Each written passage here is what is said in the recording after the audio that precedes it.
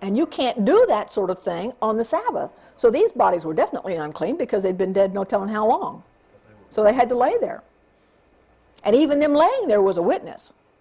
But when they came to life, they definitely were a witness because they went among the people there in Jerusalem and witnessed to the power of God. We read that when Christ went to heaven after 40 days, Ephesians chapter 4, we can go there.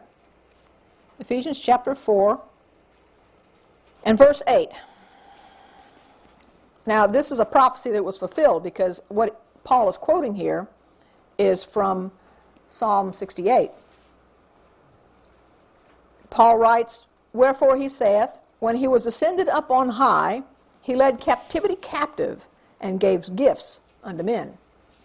Now, this ascension is not the one we just mentioned here, where he ascended as a wave sheet. This ascension is the permanent ascension, where he went to heaven just before Pentecost at 40 days. You know, he stayed on earth 40 days, and then 10 days later Pentecost came. Where were these captives kept? Captive.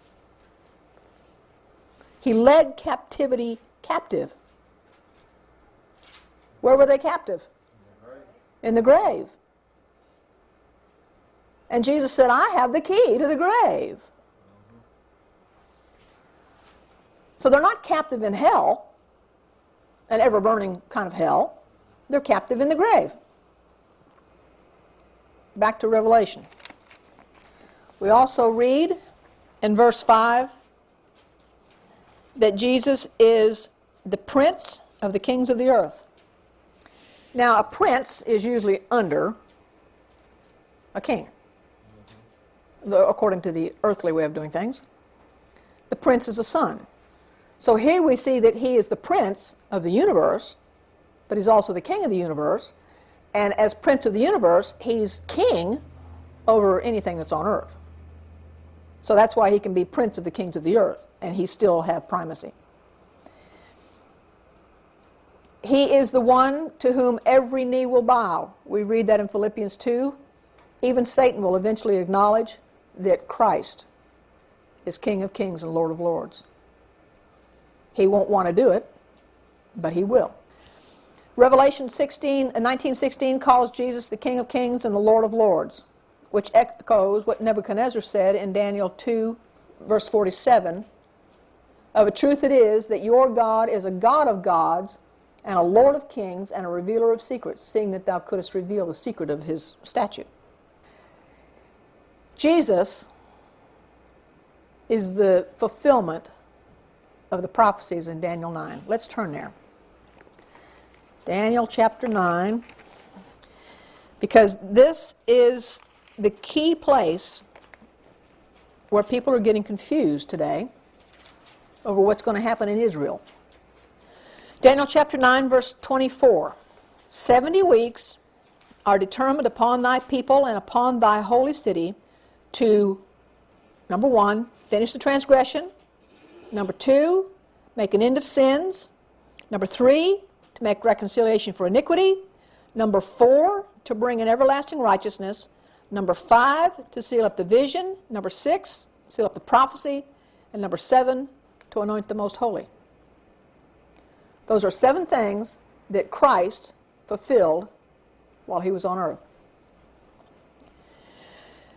Then Daniel goes on, or this is the angel actually going on, and he says, "Know therefore and understand that from the going forth of the commandment to restore and to build Jerusalem," this is a specific date, "unto Messiah the Prince shall be 7 weeks and 62 weeks. The street shall be built and the wall even in troublous times. Then after 62 weeks shall Messiah be cut off, but not for himself, and the people of the prince that shall come shall destroy the city and the sanctuary, and the end thereof shall be with a flood. And unto the end of the war desolations are determined." And then this key verse, 27, that we read here on the screen, "And he shall confirm the covenant with many for 1 week, and in the midst of the week he shall cause the sacrifice and the oblation to cease." The Counter-Reformation view, Ribera's view, Bellarmine, that we learned about last week, said that this part of this verse right here is going to be fulfilled by the future Antichrist, This future Antichrist will come and confirm the covenant with the Jews for 3.5 years. In the midst of the 3.5 years, after he's already got the process going and rebuilt the temple and he's shown them that he's a good guy and he supports them and he's doing all this stuff, then he's going to break his covenant with the Jews and he's going to become a persecuting power. That's the way the futurists, Tim LaHaye, John Hagee, even Billy Graham, that's the way they read this. That's serious, because they take the work of Christ and turn it into the work of Satan. Because Christ is our Passover lamb. It says, going back to verse 25, know therefore and understand that from the going forth of the commandment to restore and to build Jerusalem unto Messiah the Prince shall be 7 weeks and 62 weeks. Now it's broken up like this because that first 7-week period, those 49 years, remember a day for a year, those first 49 years were used in the rebuilding of Jerusalem. You got the temple, the wall built, Jerusalem reestablished. The commandment, going forth from the commandment to restore, there were 3 commandments. The first was Cyrus, the next was Darius, and the third was Artaxerxes, and we read about that in Ezra chapter 7. A few Jews went back under Cyrus's command. A few more went back under Darius's command. But they didn't really want to leave Babylon. They had established themselves there. They had been there for 70 years. They were happy. They had businesses. They had homes. Some children, I mean, most of the people that were going to be coming back had been born in Babylon. And they're saying, I don't know Israel. I don't know Jerusalem. Why should I go back? This is my home. And many of them did stay in Babylon. They did not leave. But you read the book of Esther. You're familiar with the book of Esther? Do you know what happened in the book of Esther? Haman tricked Artaxerxes. That's who we're reading about in the book of Esther, is Artaxerxes, who gave this commandment. He tricked Artaxerxes into passing a law so that on a certain day, all the Jews in the realm could be killed. This was the major motivating power that got them to leave Babylon and go back to Jerusalem where they belonged. It was under duress. They really didn't want to go, but they did. That's the first 7 weeks, the rebuilding of Jerusalem. The 62 weeks, 62 weeks, gets added to the 7 weeks. You come with 69. So you've got 69 weeks lead up to the coming of Messiah. Christ came on time. The decree went forth in 457 BC. That is an absolute date. It's confirmed in Babylonian records, in Medo-Persian records, in Egyptian records. This date is absolute, archaeologically, can't refute it. 457 BC. You add up the 69 weeks, that's 463 literal years, and that brings us to 27 AD. Not Christ's birth, but his baptism. When he was 30 years old, he came forward, he was baptized right on time, and started his ministry that would last for 1 week. The 70th week that's spoken of here, because verse 24 says 70 weeks are determined. So we've had 69 of them up until the time Christ comes. Then the 70th week is fulfilled in Christ.